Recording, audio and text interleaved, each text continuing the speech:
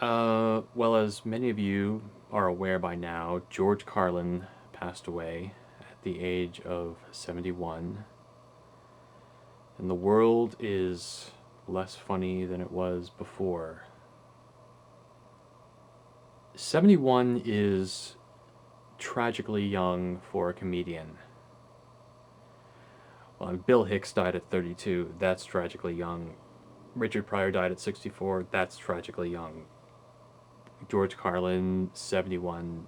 I don't think you can be too old if you're funny, and especially someone like George Carlin who was funny to the very end.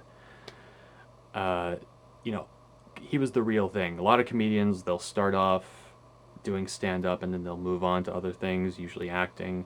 And who can blame them? Stand up comedy has got to be the toughest profession in show business. I don't know. I could never do it. Um, but he stuck with it and seemed to be even more productive in his later years. You look at the stuff that the books that he put out. They're loaded with all kinds of little observations, and there's all kinds of material in there. Um, and he put out a special just this past year. He put out a special, and and I can't express what an influence he's been on me. Like, I think all young people who want to be funny, they'll uh, they'll mimic their favorite comedians. They'll memorize all the routines, and that's exactly what I did in high school. I memorized everything he did, and I spoke like him. And even now, I can still hear a little bit of George Carlin's voice coming through. Like, every time I talk slowly and emphasize words a certain way, there's a little bit of George Carlin coming through, and some of the faces I make, it's all George Carlin. And the eyebrows, you know.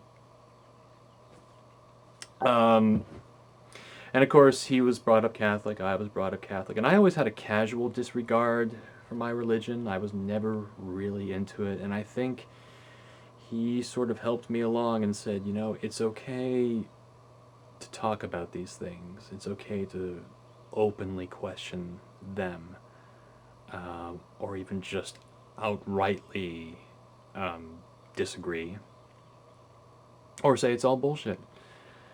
And it's going to be okay. Some people might go after you, but it's not. You'll survive.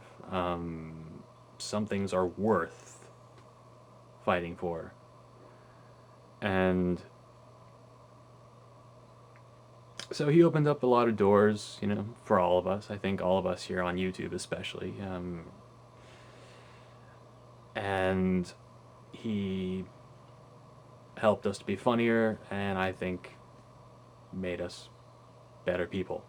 So, thank you, George, and to everyone else, for those who appreciate their ability to get on here and say whatever the fuck they want.